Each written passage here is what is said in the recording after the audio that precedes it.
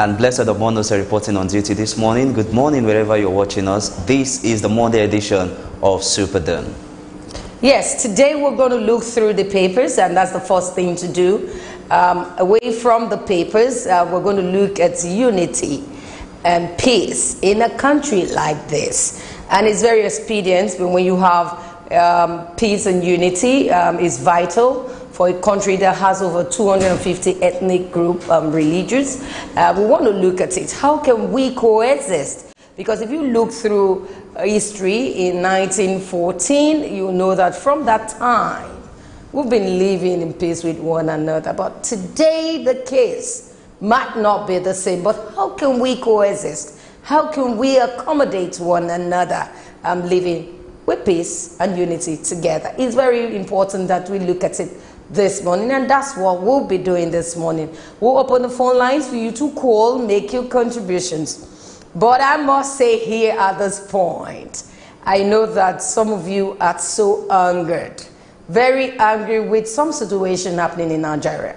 But I do not want you to use the wrong choice of words. I want to feel how you're feeling, because of course I am feeling that same way too. But if we keep using wrong choice of words, this program, children are watching, adults are watching. We're supposed to be a corrective method to the public. So I want us to just look at it, and when you're talking, just go straight to the point.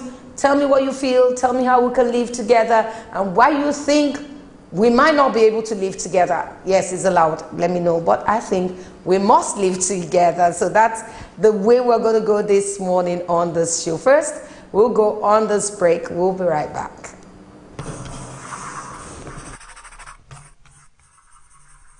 SuperDawn, your daily live current affairs program where topical issues that border on politics, economy, sport, and sizzling national issues are analyzed, now holds every Monday to Friday, 8 a.m. to 10 a.m. on Superscreen Television. Let your voice be heard. Join us.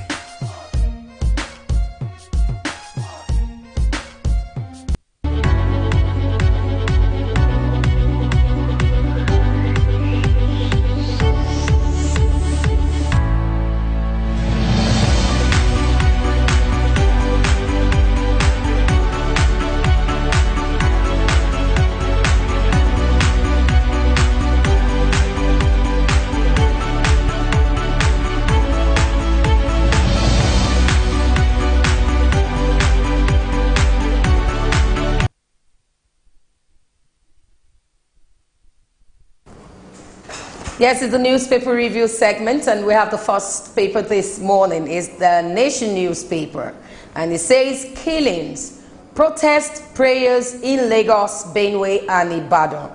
And the writer says anger in Akure. Let's just take this story. It was a day of prayers and protests yesterday over the killings in some part of the country. Christian Association of Nigerian CAN President Subo Ayokunle called for protest as a wake-up call to the federal government that the bloodletting must stop. However, there were no protests in the southeast. The protests in Lagos, Ibadan, Ado-Ekiti, Akure, Kaduna, Port Harcourt, Makurdi, amongst others, were largely restricted to the Baptist Church. And Reverend Ayokunle is one of the Nigerian Baptist Convention. Well, there's even a picture story in the Nation this morning, in the Nation newspaper. Yes. When I saw the story this morning, the first thing that came to my mind is, will this protest make any impact as to waking the government up to their responsibility as regarding security? Well, I agree to the fact that a lot of lives have been lost. A lot of killings are still ongoing. Christians and Muslims, the likes, are being killed. But my question here is, will this protest become a wake-up call for government to wake up to their responsibility to tackling the insecurity challenges in the country? If it can, for me, it's a welcome development. Well, it's so worrisome when you hear and you read every time in the dailies people losing their lives in the radio and television, people are dying by the day, you begin to wonder, what kind of country is this? Yes, exactly. Why are we so comfortable when our brothers and our sisters are dying by the day? On a daily basis. But I think that the government has promised that they are going to handle that end, but they can't make it speedily. You know, that's people what we're cannot keep expecting. losing lives, and you think they are going to be comfortable. Exactly. This protest was a peaceful one, just a wake-up call saying that we are not happy about the security situation in Nigeria. And I think, hey, there's nothing wrong in you saying you're not happy. It's a wake-up call according to them. And I think it's very important that we look at the security situation very Seriously. well. Away from that, we also have the CBN to sack CEOs, chairmen of banks with delayed account. Any bank which fails to publish its annual accounts 12 months after financial year end will have its chief executive sacked. The Central Bank of Nigeria has directed. It's a heavy one from the bank. Yeah. I strongly believe CBN, the Central Bank of Nigeria, has the power to sack any bank CEO that are not really functioning. And if that will bring a lot of stability in the banking sector, fine, let them go ahead and do it. Especially with the provision of the bank, you know, the policy. It has to, the policy aligns with the bank provision. And so if you're not following that, you might be sacked. And I think they should just comply and do that. We have another one that told the news last week. That's Senator Dino Milaye. I'm going to take this one. He said, Milaye's recall fails as INEC releases results. You need to know this story. Remember that people said he was going to be sacked. His house, he was invited, he refused, he jumped from the window, and all of those stories. But now, another one coming from Milaye. I take this one. Milaye's recall fails as INEC releases results, and the writer says, Senator, PDP hails constituencies. And this one says, APC chair goes behind attempt. The move to recall Senator Dino Milaye de Kogi West from the Senate failed at the weekend. Only 5,000, that's 5.34% of the total of about 188,500 signatories to his recall petition were verified. So what happened to all of that? How did they, I don't know how they came about over 188,500. How did they manipulated signatures? You and I know what is good, what can be obtainable in this country. You know, anything goes in Nigeria. And I don't want to believe politics has come into it. And I just want to believe that INEC are doing the right thing to ensure that those signatures are actually accurate. And if Senator Dino Milaye's need to be recalled, let them follow due process. Let them follow due process. That is, for me, is the key word. Yeah, because manipulation will not work here. We have this explosion at Onahneze President's home. There was a fire explosion. You need to read more on that in the Nation's newspaper. But away from the Nation newspaper this morning, we'll take a look at the Daily Trust. All right, I'm starting over now to the Daily Trust this morning. A lot of stories here on the front page of Daily Trust newspaper. National Assembly lacks power to summon Buhari, and this is coming from the lawyers. Let me quickly take the story on page 3. Okay, I have it here on page 3. Some senior lawyers in the country said National Assembly lacks power to summon President Muhammadu Buhari over the anticipatory spending of $496 million for the purchase of fighter jets. Both chambers of the National Assembly had last week accused the president of withdrawing a sum from the Federation account without its approval as provided by the Constitution. Constitutional lawyer Ben Wambweze San yesterday said though President Buhari had in not getting the approval of the lawmakers before paying for the Tucano aircraft, is not one of those that could be summoned by the National Assembly as provided for in section 89 sub 1c of the Constitution. The National Assembly a lawyer here is saying that they don't have the power to summon the president. And looking at what is going on in the country now, the president has to approve the withdrawal of 496, of course, yeah, I got it right, $496 million from the Federation account.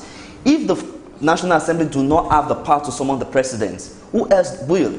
Well, it depends on, now again, depends on the provision in the law. And this, a legal practitioner has to explain to us, because we're not legal practitioners, definitely, but it depends. If the Constitution says they have the power to summon, that means they have the power to do that. Okay. But if the Constitution is saying they do not have the power to do that, it means they do not have the power to do that. So we need a legal practitioner to help us out with that. Maybe tomorrow we can get someone to explain that to us. Okay, we'll just leave that for now, but you can get hold of the Daily Trust to get more story on that. And now on the Daily Trust, the front headlines: our voting pattern will shape 2019 polls. Our voting patterns will shape 2019 polls.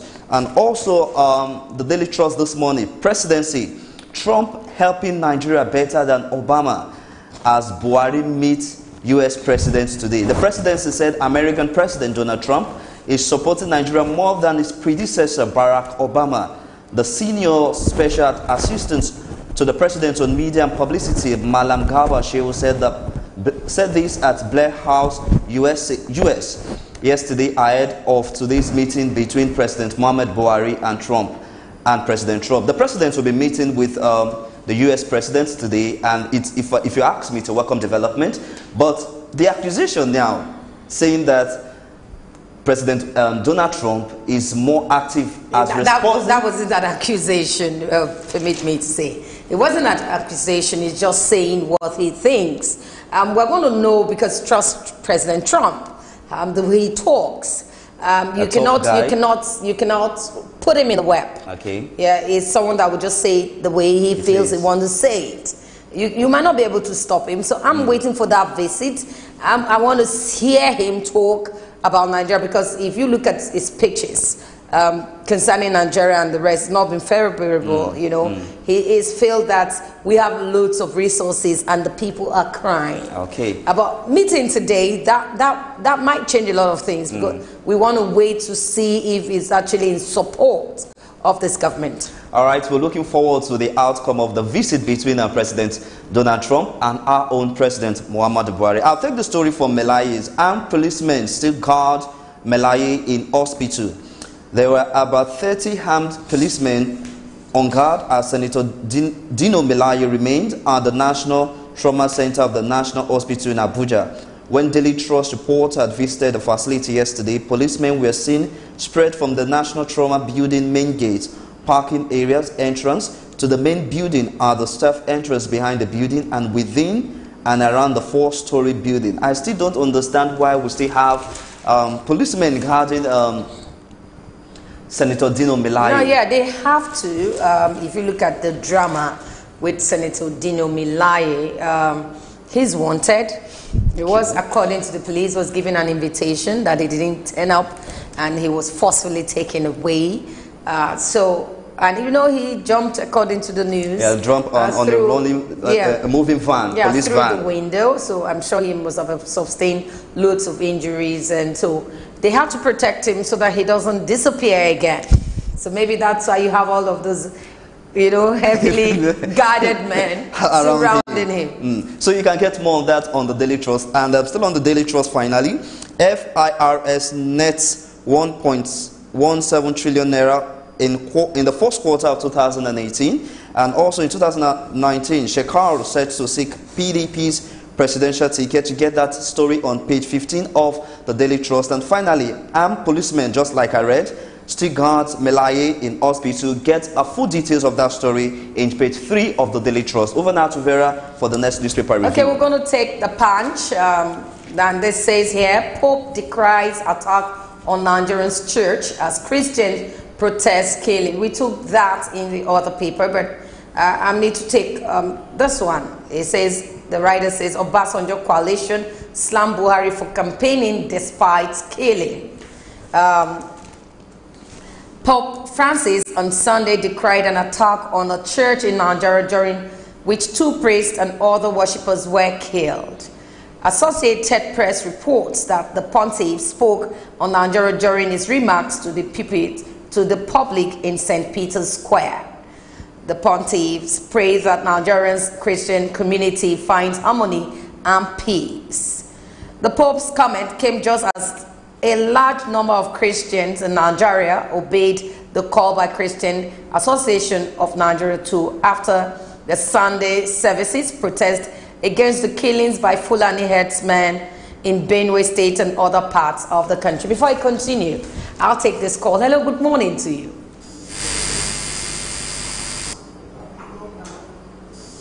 Good morning to you.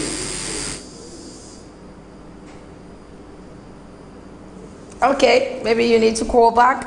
But again here, some of the story says, Benue churches vow to work against Buhari. We also have this, Kogi Khan urges federal government to act. We have this from Khan, time to use our voters' cards. Declare herdsmen tourist, that's from Kanu Khan. Sokoto Khan opt for prayers. From Ekiti, Khan protects rocks Ekiti. And Christian in Taraba seek end to killing. Finally, we take this one, partial compliance as federal capital churches protest. This you can get in the Punch newspaper. We also have this one in the Punch this morning, and I think we need to talk about it. PDP Ekwerimadu laments as explosion rocks on an AZ president's house. I don't know why that happened, but people have started reading meanings to that. Yeah. What do you think? I would just want our security agencies to get to the bottom of it. I really don't understand why such will be happening in time like this. But if they can, let them nip the issue in the bud. Okay, I'm going to read that story, but as a caller, hello, good morning to you. Good morning to you. My name is Patrick Emmanuel. Okay. I'm calling from Egbeda. Okay, go ahead. Okay. My own opinion is which of the story? Hello? Go ahead, we can hear you. Okay. My own opinion is this thing was difficult. What can we do? What can we do? As I'm looking at the screen now, I'm scared. You understand? I was thinking maybe I will pack my children to Ghana to go and live a better life. Because one thing I don't hear they will come and give something. I'm scared. You understand? Please, let's do something. All these people you are doing, all these our teenagers, their children is not in this country. Any fucking thing that they will carry their luggage and fly with their helicopter. Please, let's do something, my sister. Okay, that's my own opinion. Okay, don't move to Ghana. Let's be here and make sure we stay put and make sure it is well. I don't think jetting out will help anybody, but the situation is not friendly at all. But I'll read the story. The country home of the President General of Onanese, Indigbo, Chief Nne Wombodo, was on Sunday rocked by an explosion which believed to have been caused by an improvised explosive device. One of our correspondents, that's the Punch, learned that a yet-to-be-identified person threw the explosive into the compound of the building. And that was about around 5:30 a.m. Windows of the building located close to the gates of the compound was shattered by the explosive. I don't think this is right. What will make you wanting to destroy someone? Or one just, I don't understand. Okay, we also have this one, and it's since last week, the doctors and the health workers issues. And it says, doctors, health workers can't receive equal pay. Federal government. The Federal Ministry of Health has told health workers who are currently on strike that their demand for the same pay as doctors is unrealistic and unacceptable. The Minister of Health, Professor Isaac Adewale, said this in a statement signed by the Assistant Director of Information, Lajide, on Sunday, while responding to an advertorial published by the Joint Health Sector Union. Said they cannot have same pay. Well, that's a caller here. Okay, we'll move away from that. We also have this. More stories on the Punch this morning. Very interesting one, I must say. And it says here, killing. Nigeria experiencing ethnic cleansing, says Shoyinka. Nigeria is experiencing experiencing ethnic cleansing. What kind of cleansing is that? Okay, Professor Wole Shoyinka said Nigeria is on a terminal dive. That is, its pilot, who he noted is missing, must cry for international help, as many had advised. Who is the pilot of Nigeria? Okay, don't worry. Shoyinka, who stated this in a statement he issued on Sunday, titled May Day, May Day, May Day, in the commemoration of the 2018 Workers' Day, described the ongoing killings in the country as ethnic cleansing. The critic, who said May Day that he uttered thrice, signified a distress call, adding that long before its adoption for that function, however, and more traditionally, that date exists Labor or Workers' Day, dedicated the entitlement of workers to the value and dignity of their labor. May Day, May Day, May Day. Well, he's talking about the pilot, and definitely the pilot, you know the pilot, but let me leave that story. Your guess is good as mine. Again, says here, bandit attack Kaduna village, kill 14 miners. Some bandits on Saturday reportedly raised a mining site at Jangurwa village, Binirki Wagri local government area of Kaduna State, killing 14 miners and injuring many others. Biringiwari, a few kilometers away from Kaduna metropolis, is a gateway to the southwestern part of Nigeria and had been under several attacks by bandits, mostly cattle rustlers, kidnappers, and other criminal elements. If we know that this is the case, why are we not attacking them back? If we are to be attacking them back, I think we're not taking no, I'm not talking about we. I'm talking about the security agencies. Okay. We don't have right to do that, okay, but certainly. we have security agencies. And I think if you know that criminals, bandits, kidnappers are in those areas, I think they should take charge of the areas instead of allowing people, you know, and that is where intelligence reports need to come in place and make just to show how make our security agencies more proactive. When you have those reports, the next thing you need to do is just launch in immediately and see how you can safeguard more lives and people who live in that environment. Okay, we have this one. Navy impounds 642 bags of rice from smugglers. The Nigerian Navy forward operating base Ibaka in the Imbo local government area of Akwa Ibom State has arrested 8 suspected smugglers and seized about 642 bags of rice, 4 outboard engines and water pumping machines, and 2 wooden boats. The 8 suspects, who were reported to be Nigerians, were arrested on Friday when they allegedly made their way back to the country's waterways with a contraband product from the Republic of Cameroon. This is another one, a good one from the Navy. Woman born daughter with pressing iron for line. I do not understand this.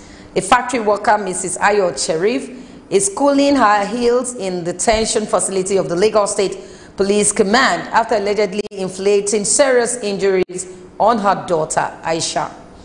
The Punch Metro learned that the 30-year-old Ilorin Kwara State indigene plugged an electric iron and pressed the hot surface on the body of the 16-year-old girl, injuring her in her 2 legs.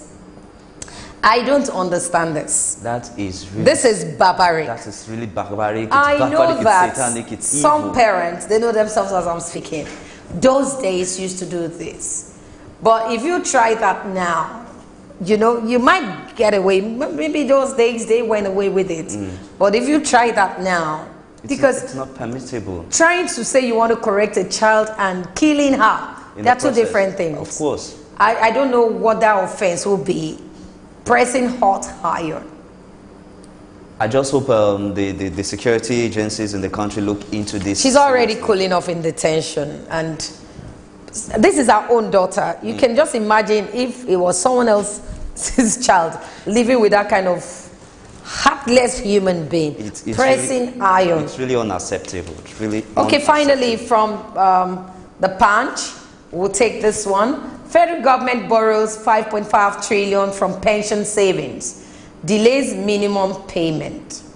And this about 2 years after the pension fund administrators started funding the pension protection fund meant for financing minimum pension payment to retirees under the contributory pension scheme. The federal government has yet to fulfill its own side of the funding arrangement. Why? Well, that's all we'll take from this, the Punch. We'll go on a break. When we come back, we will take some stories from the Vanguard. Let's go on this break. We'll be right back.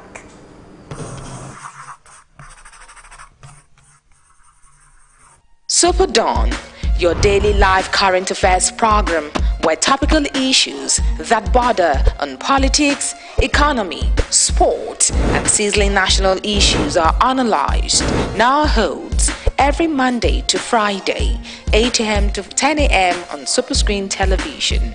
Let your voice be heard. Join us.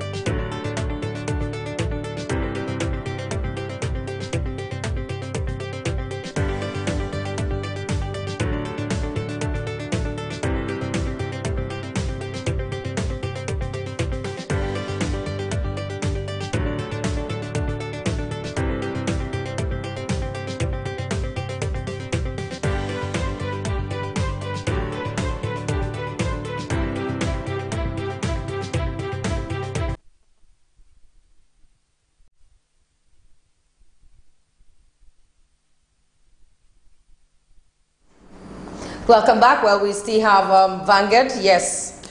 Okay, on the Vanguard this morning, we have a lot of stories. Ohaneze President Wombodo's house bombed. And on the rider, I won't be deterred from leading my people. That's coming from Wombodo. Bomb blast. FG's plan to incriminate us. IPOP. Police orders tight security. Vow to fish out perpetrators. Get more on that story on the Vanguard this morning. And also still on the Vanguard, stop these killings. Oba of Benin, Soyinka, charge Buhari. Government only helps on Yoruba unity. Dino Milaye, survives recall from Senate, says forces of evil will never triumph.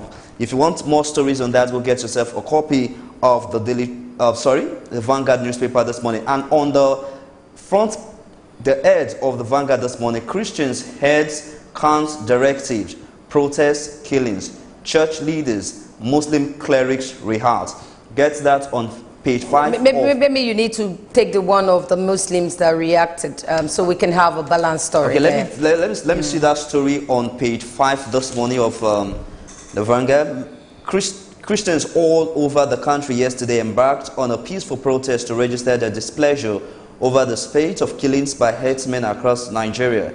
The umbrella body of Christians in the country, Christian Association of Nigeria, CAN, had last week urged its members all over the country to protest the killings, especially as the federal government has failed to put a stop to it.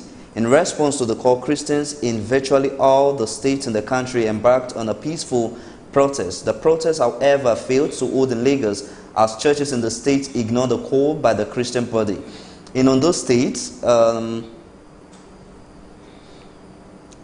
protest almost turned violent as angry Christians chased away the deputy governor, Agbola Ajayi, who tried to address them, insisting the governor must be the one to address them.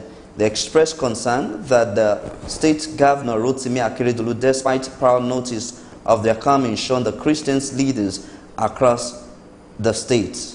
Okay. As the deputy governor was trying to explain, the governor was absent. The angry Christian chased him away from addressing them. Maybe you should move to the Muslims part, their reaction, and so we get a complete. Is it in that paper? We can't really get much on that here. We can't really get more on that. I feel it's just a reaction based on summary from the reporter. Okay, but because it's very important. If it's a peaceful demonstration, I don't think it's bad. It's just showing that the incessant killing must end.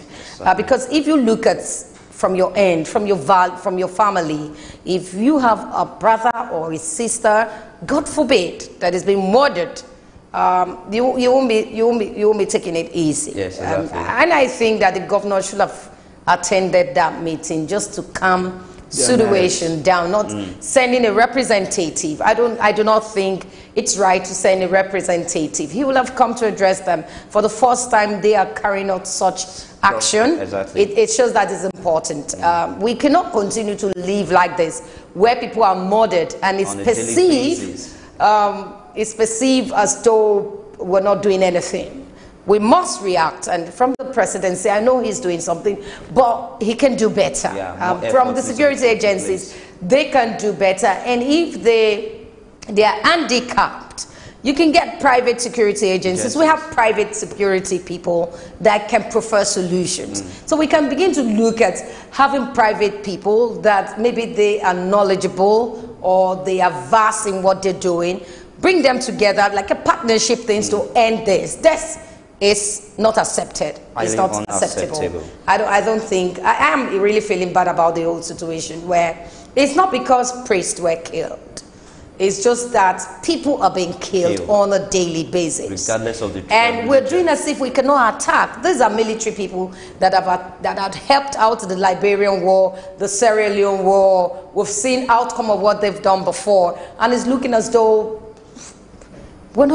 we can handle this. I do not think we can't handle this. I think we can handle it, and maybe it's a millipede way of handling it, and I think we need to step up. Of course. But that's where we can take for Vanguard this morning. We'll go on this break. When we come back, first we want to look at the Herders killings and looking at the protest from Cannes. Don't go away, we'll be right back.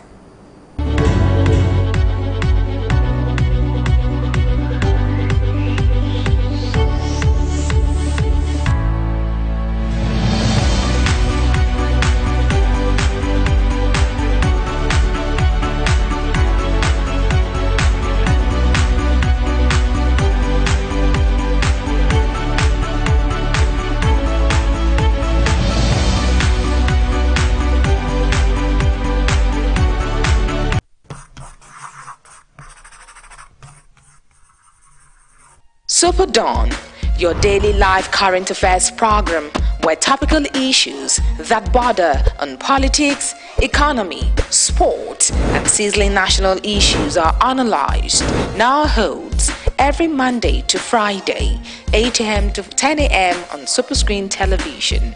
Let your voice be heard. Join us.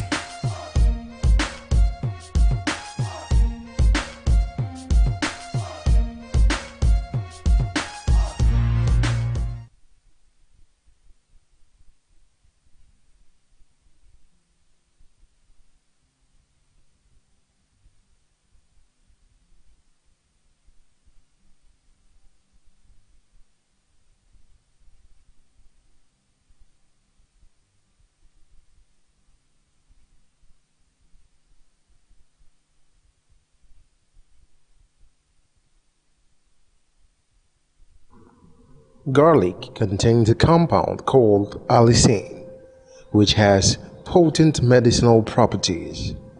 Garlic is a plant in the allium onion family. It is closely related to onions, shallots, and leeks. It grows in many parts of the world and is a popular ingredient in cooking due to its strong smell and delicious taste. This compound is known as allicin and is also responsible for the distinct garlic smell. Allicin enters the body from the digestive tract and travels all over the body where it exerts its potent biological effect. Garlic is a plant in the onion family, grown for its cooking properties and health effects.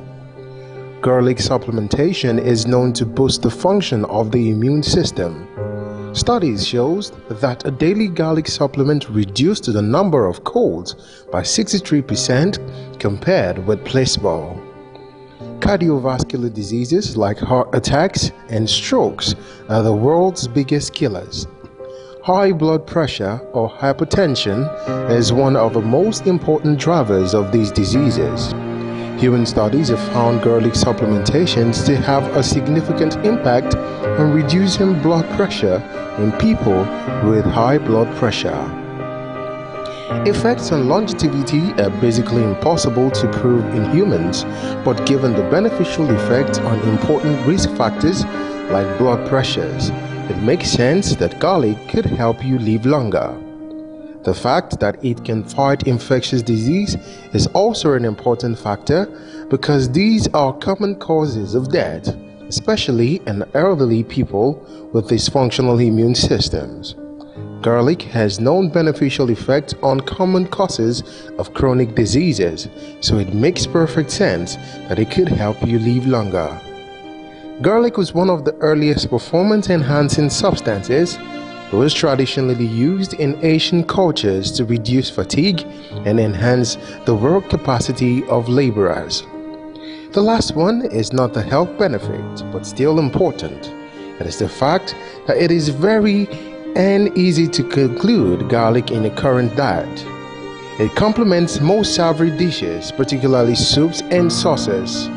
The strong taste of garlic also adds a punch to otherwise bland recipes.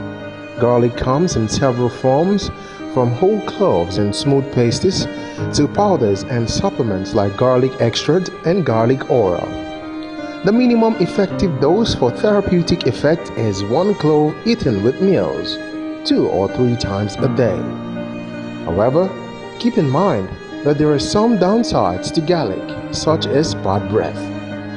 The active compound allicin only forms when garlic is crushed or cleaved when it is raw. If you cook it before crushing it, then it won't have the same health effects. The best way to consume garlic is raw, or to crush it and cut it and leave it out for a while before you add it to your recipes. Garlic is going to provide you relief from that stubborn cold and flu. Yes, they absolutely love you and never want to leave. Taking 2 to 3 cloves of raw or cooked garlic a day, or sipping some garlic tea with a touch of honey or ginger to lift up the taste, is not only going to relieve a stuffed nose and cure the cold, but also build your immunity against these frequent visitors over the time. Garlic is one of the best kept medicinal treasures of the past era. It has been used as an antibiotic to treat bacterial, fungal, and parasitic infections for the last 7,000 years. Studies suggest diluted garlic extract help children with tapeworm infections. A garlic-based mouthwash may not sound like fresh, minty bread, but a very small quantity of its extract is sufficient to ward off cavity-causing bacteria. The invigorating properties of garlic, protecting the skin from the effect of free radicals, and slows down the depletion of collagen, which leads to loss of elasticity and aging skin. Applied topically, garlic does wonders to skin infected with fungal infections and provides relief from skin ailments like eczema. It also has an effective remedy for fungal infections like athlete's foot and ringworms. All of us know about the wonders of onions for air, but its brother, garlic, is no less of a hero for your thinning mane. Well, it's surprise time. Rubbing crushed garlic extract on your scalp or massaging with garlic-infused oil is known to prevent and even reverse hair loss.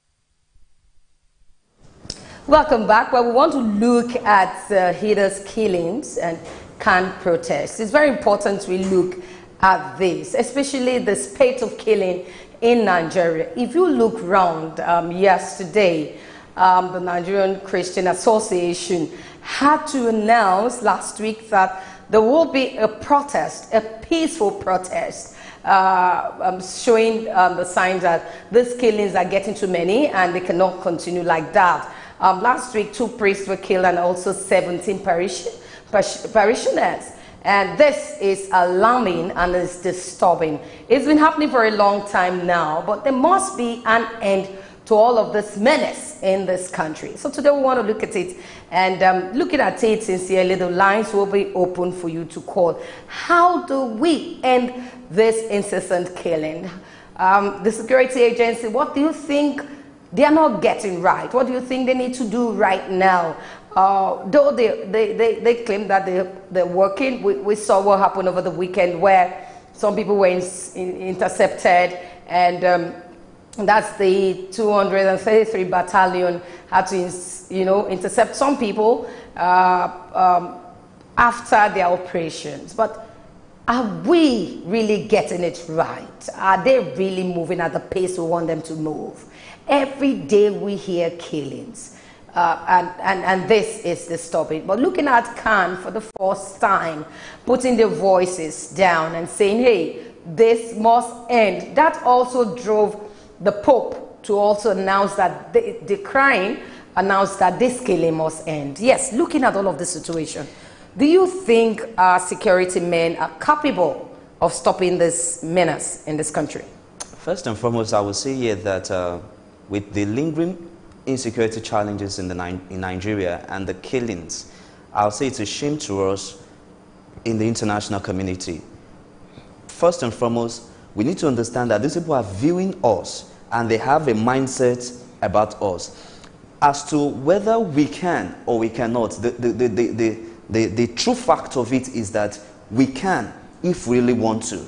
our troops are fighting Boko Haram, and so far so good. We've been seeing meaningful results out of that that case. But I strongly believe that if the president gives the directives, gives the go-ahead, go out there and fish out these elders who are killing and maiming innocent Nigerians, I strongly believe that this our Nigerian army will get into the state and ensure that and make sure that these people are brought to book. Security in Nigeria is a worrisome issue, and I strongly believe that our army, our military, are capable of tackling this issue and nipping it in the bud. Why are we not seeing the strength from the military? Why do you think we're not seeing it? Because even the president last week said the act is satanic.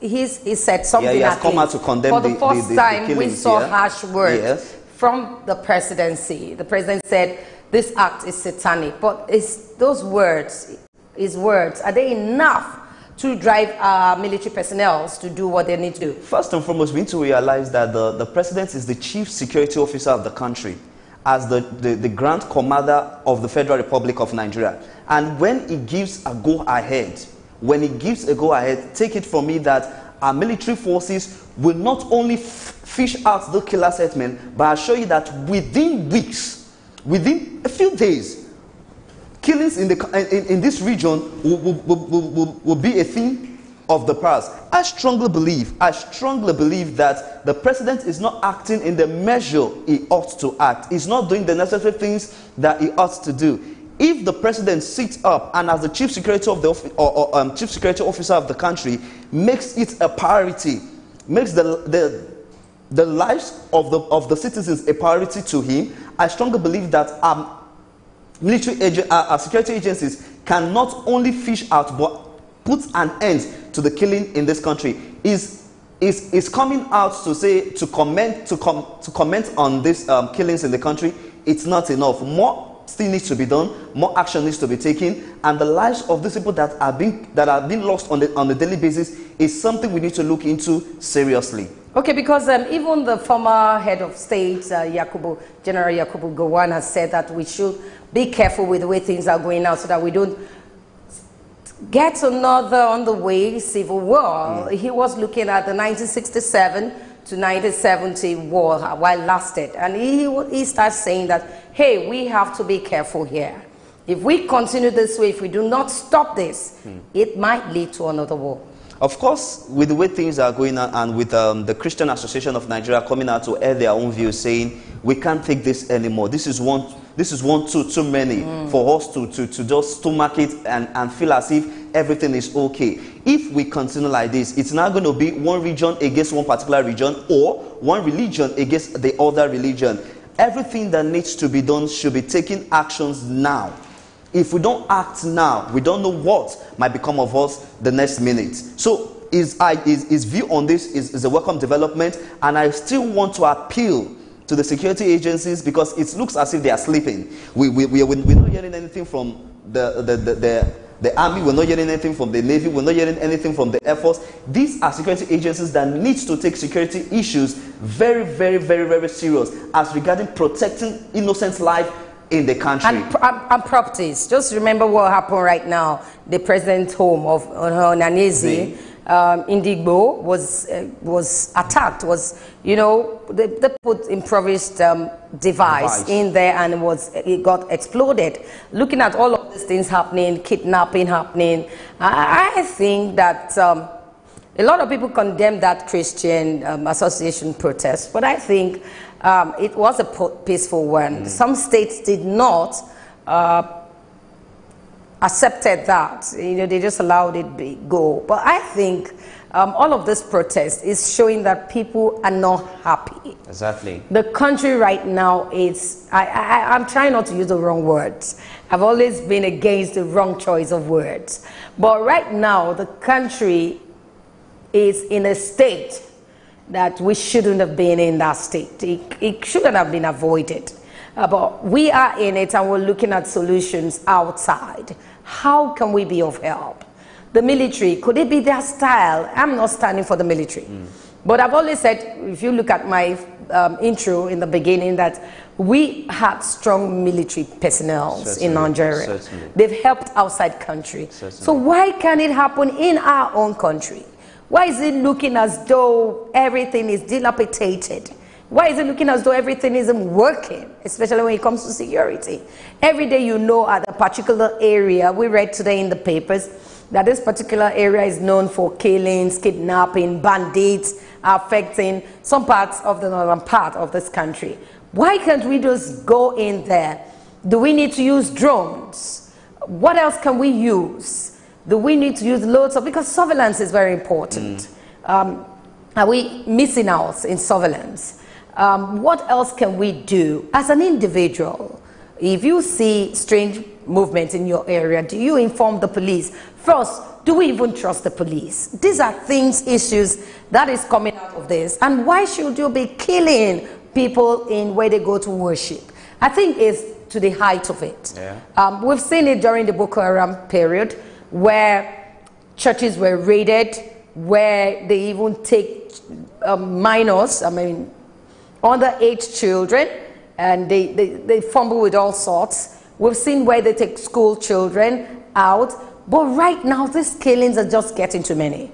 And I think the president, 2019 is all around the bend. If something fast is not done, it might even affect the elections. How are we sure the environment are going to be safe when you want to cast your vote?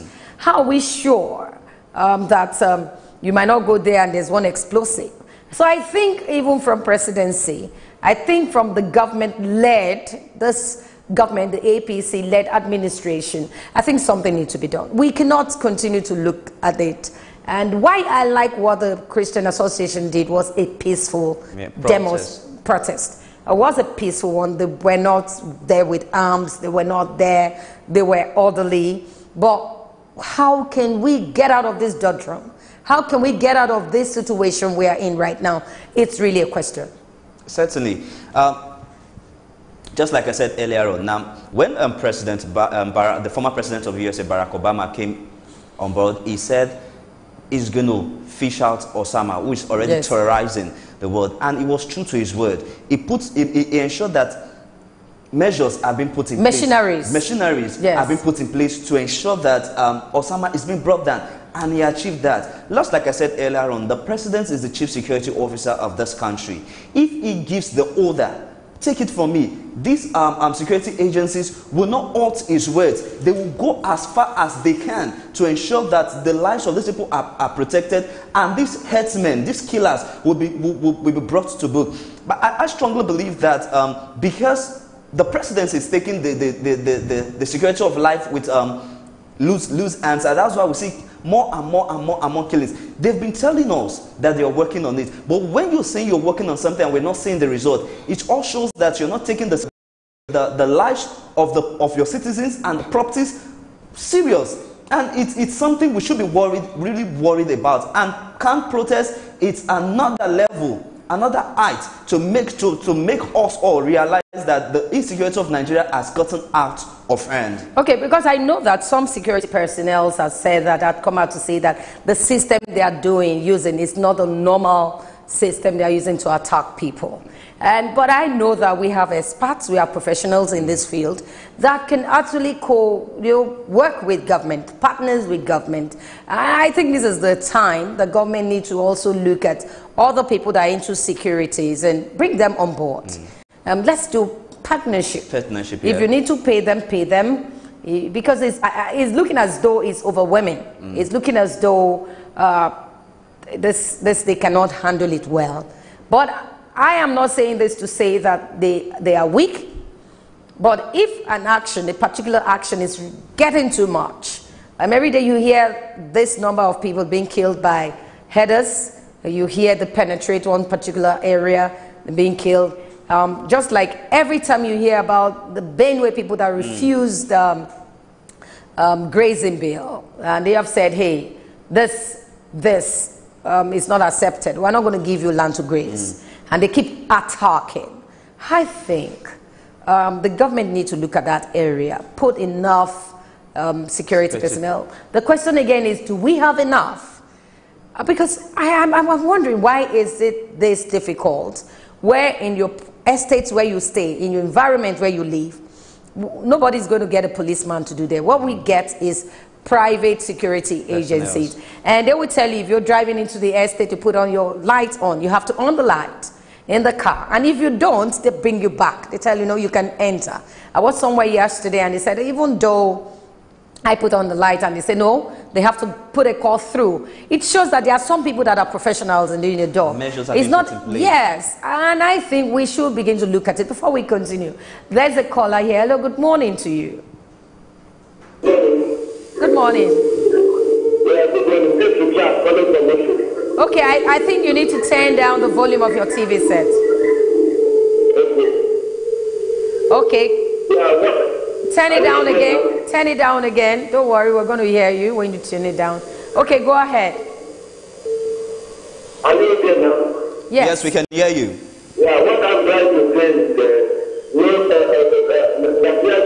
Nigeria is supposed to know, and what is happening in this country, the president is aware of it. It's not only that the commander-in-chief of this country, and the people are dying like cows, and they have nothing to offer. So, what I'm saying, everybody should be aware and understand that the killing that is happening in this country, the president, the commander-in-chief of this country is in support of it. Thank you. Okay, thank you. If you think the president is aware, I know he's aware, and that's why last week he said this is satanic. I think he too has gotten it to this level. Permit me to use the word, to this level. It's not because priests were killed. No. We have Muslims that were killed. As well. And we have Christians that have been killing. They've been killing Christians and also killing Muslims.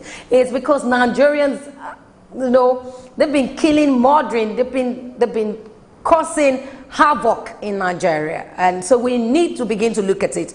Should we get, my side of it is, should we get private people to also join the military for this period to clear up all of those things? Should we get them? Should we begin to look at it? Yes. If these private agencies or private security institutions, like you said, have all that it takes to nip these insecurity issues in the bud, fine. Let them get involved. But if they can't, let's see how we can get foreign help as well. Now, there have been a reprisal attack in some certain areas of the country, especially Benue State, like you said earlier on. Why would they be reprisal attacks in this area over and over again, and then nothing is being done? It should send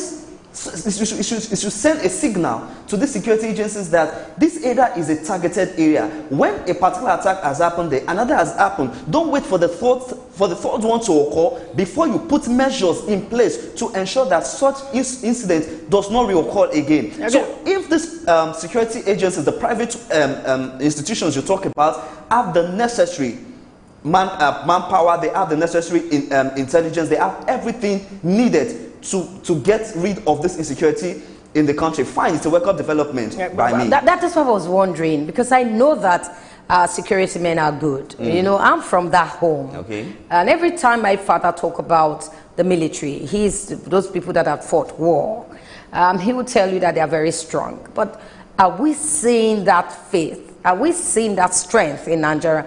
Is a question. Could it be that we don't have enough security men? It's another question that needs to be answered. But we will go on this break and bring into you an interview we had with a politician and also a personality. Let's go on this break. We'll be right back.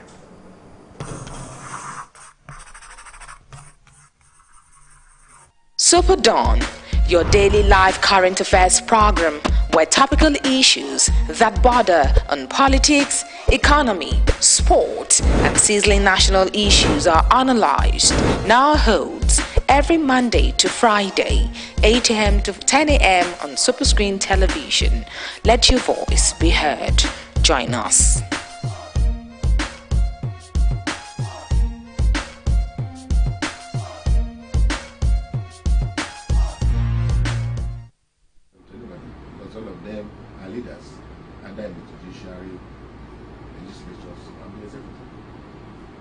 they should know they have a responsibility to care for Nigerian people. And the truth is that many of us should also realize that it is God that gives power. Power belongs to God. And so when God gives you that power, you are holding it on trust. That's it. If you don't see it from that angle, you're making mistakes. And it's quite hurting. The greater number of Nigerian people are power. That's the truth of the matter. And I will expect them, to come together and see how they can resolve this matter as fast as possible before it is out of hand. Because you keep on doing certain things, the time will come you push people to the wall and get the power. And that's when you begin to see people like General Tango and others, the outpost, David Mark has just posted also, and so many other people speaking. And these are opinion leaders. Whatever they say, the public is looking at them. But what I could say is that even at that, most Nigerians are becoming more wise. Knowing fully well that most of these leaders have failed them. And so even when they make certain statements, they don't really take cognizance of that. The buck stops on Mr. President says, that's the truth of the matter, to bring everybody together. If we keep on saying that there are cabals around Mr. President, I still don't understand what the matter is all about. Because as you are speaking to me, I'm the chairman of a political party, the New Nigeria People's Party. And at this small segment, I provide leadership. And as a leader, everybody is a subordinate. You don't show love for any particular person. When there's an issue, you go ahead and discuss the issue and take the right decisions, or something that is most reasonable at issue. It's as simple as ABC. I can give you an example. Somebody like me, for instance, I may have a personal issue with you, and if you have a problem with another person, and it's before me, I will not want to judge you because of the issue I'm having with you. That's a different ballgame. I will be able to take the decision between the case before the issue. That does not remove the matter between me and you. I will still come back to that at the proper time. That's how a leader should be. And a leader must be patient, must be tolerating. Especially when you operate in an environment like Nigeria, where you can see the discord is so much now. So there's a very serious element of distrust, which is not good. So it's all about leadership at all levels, even in our homes. You as a father or a mother in your home, you should be able to do what you see. And from there, you go on to the exercise. Okay, you talked about what is going on right now. We talked about that, but I want to ask you as a leader. Some people have said that APC have failed us, PDP have failed us. Do you think we have an alternative party we can look up to?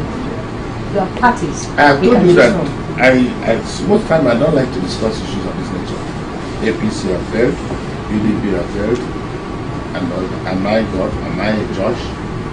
If anybody have any case that made people to fail, go to court. For court to make a declaration.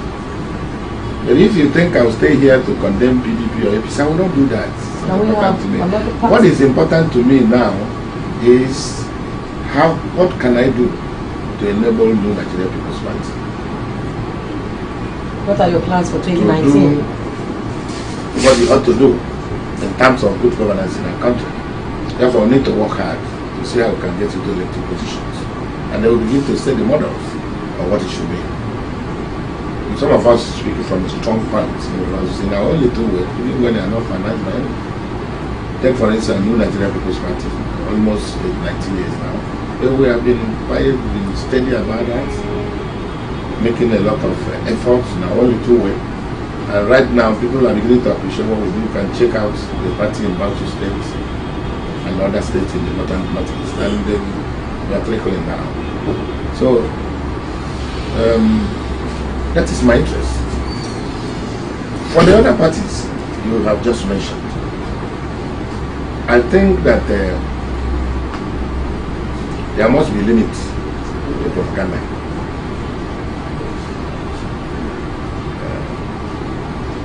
The APC may have employed a lot of propaganda against PDP.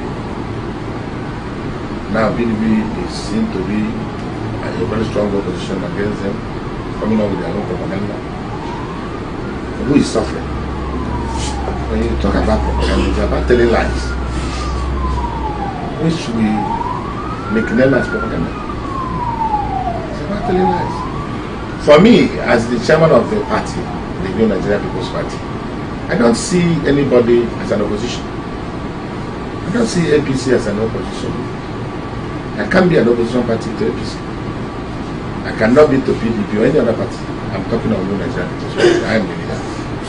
I would rather see them as partners. And that partnership must be responsible. In other words, if they're doing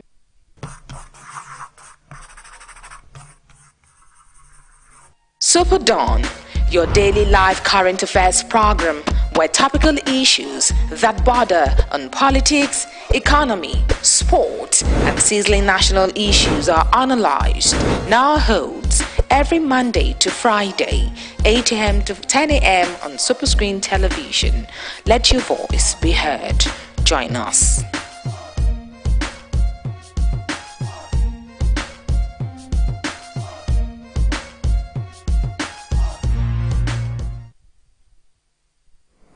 Welcome back. You heard that is NAGAF founder, the founder of NAGAF, and also he's also a politician talking about everybody must put their hands together, and also said cabal no cabal, we must put our hands on deck, and he put all those things into the president's table. Yes, just like I said earlier on, the president will have to face the brunt of any inadequacy that is going on in the country, be it in the health sector, be it in the economy, be it in security, whatever it is. And he has really spoken well. The whole bulk of the issues of insecurity in Nigeria needs to be on the president's table. And he also said we should work together. Yeah, we need to work together as a team. We need to work together towards fostering peace and unity among us as a people, because that is what we need in time like this. That is what we need so that our democracy can be more sustained.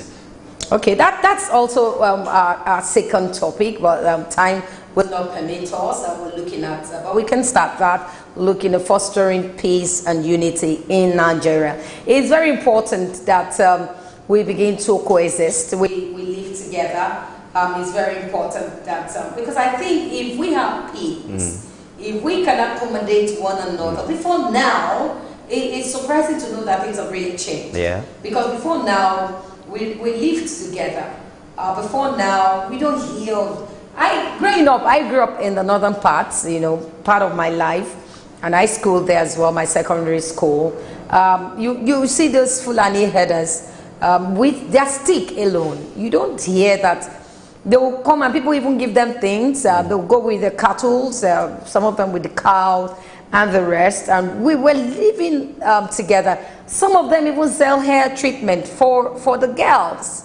You know, they go and tell you, you can use their product to grow your hair and the rest. And because we do not understand their language, their dialect, we describe with hands and say, hair, hair. At times we run away because their earrings are, the female earrings are the lobes are very big, and they put in their nose, their head everywhere. There's a funny way they dress. But these days, you begin to hear that they kill one another. They begin to kill. You invade a community that is not your community. And you want to take charge over it. I do not think it is right. So the topic next is fostering peace and unity. Let's go on this break. We'll be right back.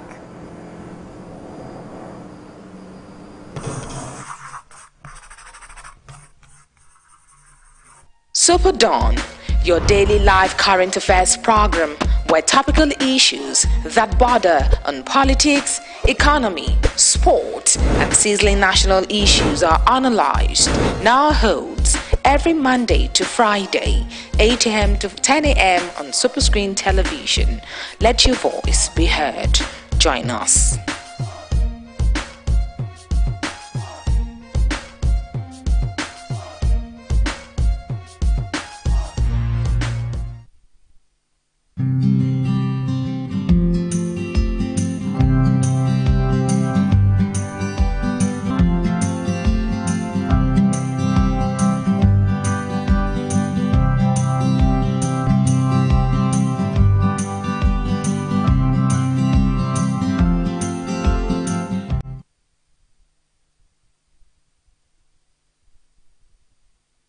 Ginger is a very popular spice that is used widely in cooking and can be processed in a variety of ways.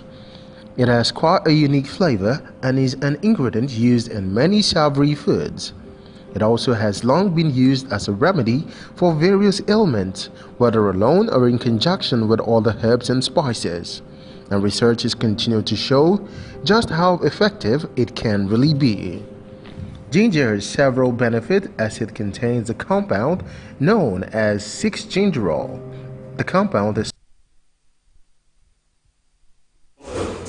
Welcome back, where we want to look at fostering peace and unity in Nigeria. It's going to just be for some time, then we'll continue a part 2 tomorrow. But looking at fostering peace and unity, where do we start from? Now, you said something that really caught my attention, and you said acceptance. It's high time we start accepting ourselves, irrespective of our culture, irrespective of our creed, irrespective of our religion. When you see the other man there as your own brother, irrespective of its complexion or its affiliation, by the time we start accepting ourselves, we start working together. When we start working together, gradually we begin to live together as one.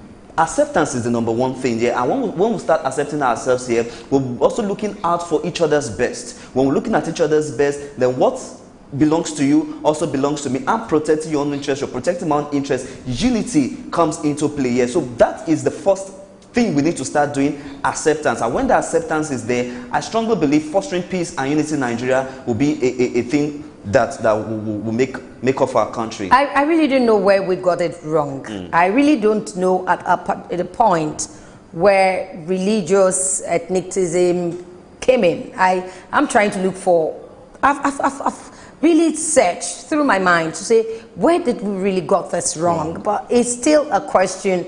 I'm still looking out for the answers, really, because I know that be you Muslim or Christian, we're living together. Yeah.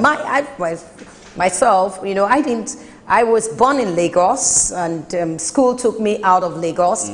Work took my dad to the northern part, and my first school was in Bida, Government Girls College, Bida. That's another place where their outside is quite different, the Nupes. Then from there we went to Mina, which is the Gwaris.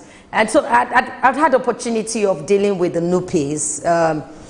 They keep talking about, I know that I don't know much about the Nupes, but when they are angry, agami gangan, when you start seeing them agami gangan, so kwebe, you know that they are really angry. Then we move away from, my dad had to take me away from there to Bida, to Mina, and the rest. And we begin to look at that relationship with the northern parts. They were mostly in Mina Muslims, and we have Christians. At that point, we were living together. You won't know who is a Christian or who is a Muslim. They had peace. In fact, we go to their markets, the Gwari part, you go to their markets, they don't understand English then, but you can communicate, and they're happy seeing visitors. But I don't know at what point we got it wrong in this country, where when they see that you are a Christian, and this other group turns their back away from you. And I think, for me, I begin to perceive is politics came in without looking at human lives. We missed it when we begin to look at politics instead of looking at human lives and thinking you're doing you're someone. No, you're doing yourself. But we need to begin to live together is very key. Yes, very key. And we need to know at what point we got it wrong and where we can move ahead to.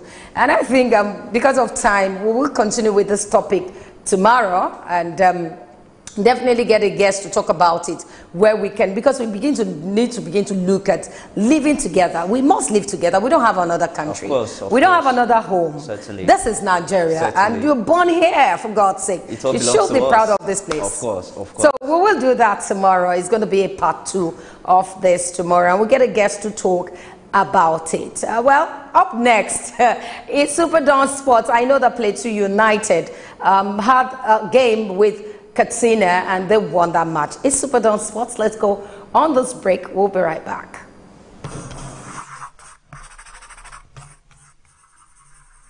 SuperDawn, your daily live current affairs program where topical issues that border on politics, economy, sport, and sizzling national issues